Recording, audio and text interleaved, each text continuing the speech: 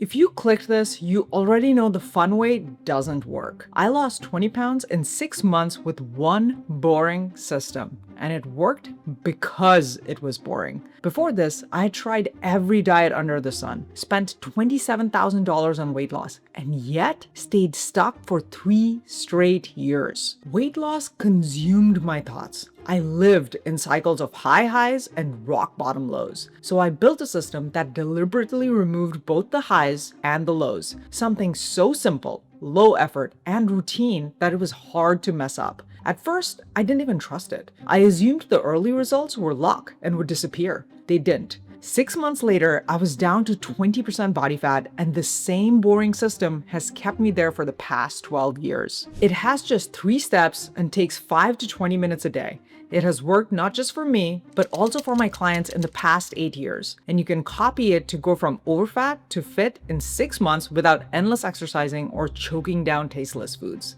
The first step is the boring goal. Most of us treat weight loss like a high-stakes gamble. You wake up, step on the scale, and pray for a win. If the number is down, you feel amazing. If it's up, you feel crushed. And that frustration often gets solved with the exact foods you're trying to avoid. You're on an emotional roller coaster. And you know what's a roller coaster? Not boring. We want our weight loss to feel 2 out of 10 exciting. You want to step on the scale with the same excitement you step to the sink to brush your teeth. But how do we do that? You see, there are 3 ways to set goals, and you've been using the 2 most dangerous ones. Numerical goals. I must lose 2 pounds this week. High pressure, high anxiety. Pass-fail goals. Did I lose weight today? One-off week and motivation shatters. And then there's the third option, directional goals. Is my fat trending down over the past 30 days? That is a boring goal. It's boring because any one check-in doesn't matter. You kill the highs, which can feel empty at first, like it did for my client Nicole here, who says, "This is going to sound weird, but on some level, I miss the extremes of the bad habits." But you also kill the lows. Embrace that emptiness and fill it with things that are actually meant to thrill you. Hobbies, socials, adventures, not food and weight loss. But boring doesn't mean blind. We still need to see reality clearly. And tracking only weight isn't reality because you're not trying to lose weight, you're trying to lose fat. In fact, for 38% of my clients, there are stretches where they lose fat, but the scale doesn't budge.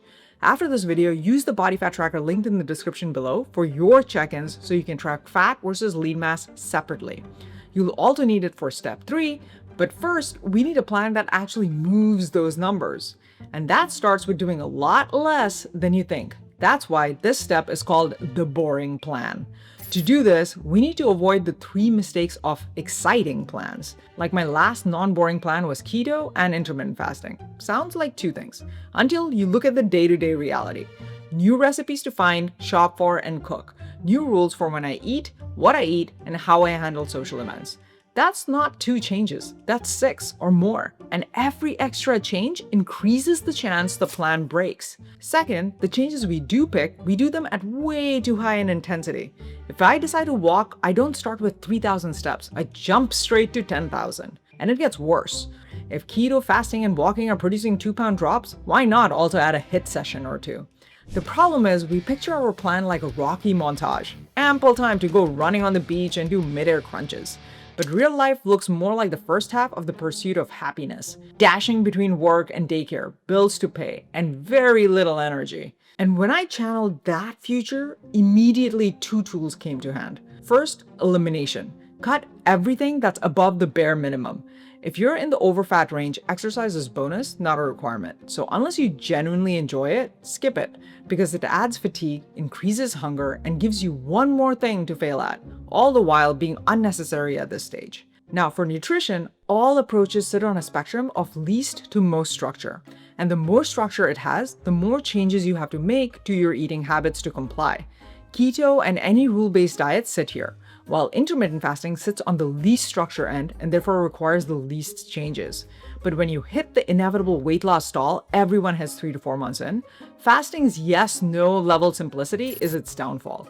Like if fasting is your only lever, you'll end up extending your fasting window to days and days, which tips it into non-boring territory. It's no longer a background forgotten thing, but front and center as you ruminate over how many socials you're missing. You need a method with the least structure, but instead of a yes-no, a dial you can tune.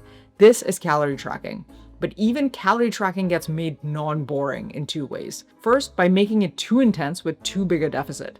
Instead, eliminate calories only to the bare minimum by targeting a 15% deficit. Your progress will slow down to 0.5 to 1% body weight loss per week, but like my client Melinda here, you look at yourself leaving yummy and sweet and rewarding stuff for first time and think, I look like a boring person. I could have it, but I don't even want it. And then think, this is fantastic. But second, even with a boring deficit, most people miss their target because they graze all day. Eliminate grazing and commit to 3 meals and 1 mid-afternoon snack, all 3.5 to 4 hours apart. But just elimination is not enough. After all, you could still miss your calorie target due to having no time, ravenous hunger, or uncontrollable cravings. So the second tool is redundancy, so that no matter what life throws at you, your odds of hitting your target are as high as possible. We add redundancy in 3 ways. First, split your calorie target into ranges for the 3 meals and a snack. Then front load your first 150 to 200 calories to come from a 20-gram protein to front load satiety. I've linked in the description below our protein cheat sheet. Plan your lean protein for the meals up front, and for the snack, pick 2 to 3 rotations of lean proteins. Stash these around your home, car, and work, so it's always your first go-to when you feel the urge to eat. Second, calculate your actual calories not over a day, but over a week. This means blowing your target one day doesn't matter. You still have the rest of the week to adjust. No highs, no lows. And lastly, track consistently, not accurately. Nutrition labels are as it is 20% off in their accuracy. 0-calorie foods aren't actually 0 calorie. Accuracy is a myth. What matters is logging everything, making your best guess, and using the same calorie estimate for the same foods each time. This allows us to confidently correlate what calorie number causes what results and dial up or down accordingly. But there's still mistake 3. How do we know when adding another healthy habit is necessary or a trap? You only know if you stop relying on intuition and stick to step 3, the boring playbook. But this playbook is going to feel impossible to stick to unless you understand what's really going on inside you when you commit mistake 3. This valley is the journey you're on, and it always starts with uninformed optimism. Like when I started keto, I was excited and hopeful. I saw the pounds drop, got excited, and added on intermittent fasting. I committed mistake 3. But then I kept living through the changes keto required of cooking more, eating differently. I entered the informed pessimism phase. The honeymoon period was over. And then as I kept going, I experienced struggles with social eating, the overhead of cooking whole new meals separate from my family, the brain fog that comes from entering ketosis. I entered the valley of despair. This is the point most of us quit. Start a new plan altogether and return to uninformed optimism, a happy place. Now, to be clear, quitting is the right move when the lifestyle you're experiencing is one you don't plan to have for the rest of your life. The keto lifestyle wasn't the one for me. But if you do this boring system, you're going to be making the bare minimum changes to your life. It should feel sustainable forever if you're doing it right. This means it will take you a lot longer to hit the valley of despair, and the valley won't be as deep. But there is still a valley because 1, your fat loss stalls, or 2, you hit an extinction burst. Your old self with its old habits throws a tantrum because it's about to be erased. And quitting here would be mistake 4. Now that you see this journey from a bird's eye view, 2 things become clear. 1, you must resist adding habits in phase 1 so your valley doesn't get deeper. And 2, you must not rely on intuition in the valley of despair because you're not going to be your highest self there. This is why the 3rd step is the boring playbook. There are 9 cases in the playbook, 1 for each combination of how fat and lean mass can change. But before you even look at the playbook, there are 3 preconditions that turn drama into data. First, did you do consistent tracking?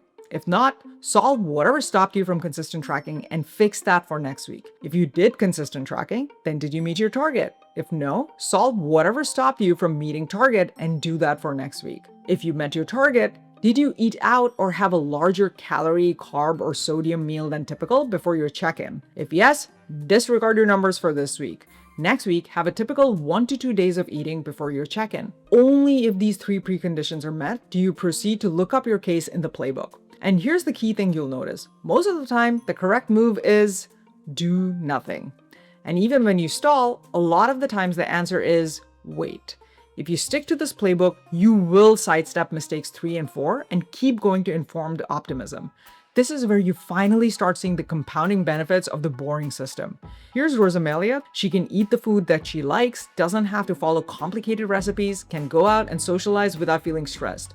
All before she's gotten to her goal size. And eventually, you reach success and fulfillment. Here's Sarah sharing how our program, based on the boring system, has been the most successful, comprehensive, and informative experience for her. In addition to learning key principles, she has learned so much about herself. You'll be seeing compounding benefits not just in weight loss, but in every other area of your life.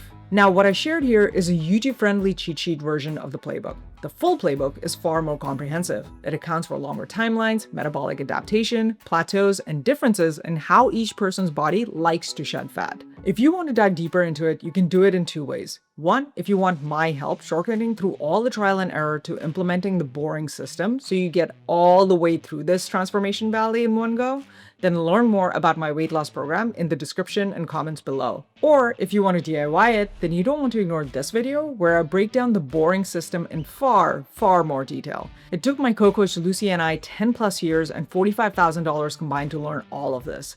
So you don't want to miss the complete step-by-step breakdown here. And always remember, you can do it.